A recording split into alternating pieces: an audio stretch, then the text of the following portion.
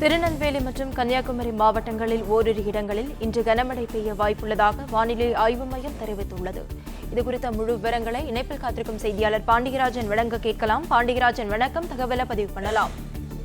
கேரள கடலோர பகுதிகளில் ஒரு வளிமண்டல கிழக்கு சுழற்சி நிலவுவதாகவும் பூமத்திய ரேகையை ஒட்டிய இந்திய பெருங்கடலின் கிழக்கு பகுதிகளில் இலங்கைக்கு தெற்கே ஒரு வளிமண்டல கிழக்கு சுழற்சி நிலவுவதாகவும் வானிலை ஆய்வு மையம் தெரிவித்திருக்கிறது. குறிப்பாக தமிழகத்தில் 2 மாவட்டங்களுக்கு கனமழை பெய்வதற்கான எச்சரிக்கை என்பது விடப்பட்டிருக்கிறது. குறிப்பாக புதுவை மற்றும் காரைக்கால் பகுதிகளில் இடிமுழலுடன் கூடிய லேசானது முதல் மிதமான மழை பெய்யக்கூடும் எனவும், கன்னியாகுமரி மற்றும் திருநெல்வேலி மாவட்டங்களில் மலைப்பகுதிகளில் ஓரிரு இடங்களில் கனமழை பெய்யக்கூடும் எனவும் தெரிவிக்கப்பட்டிருக்கிறது.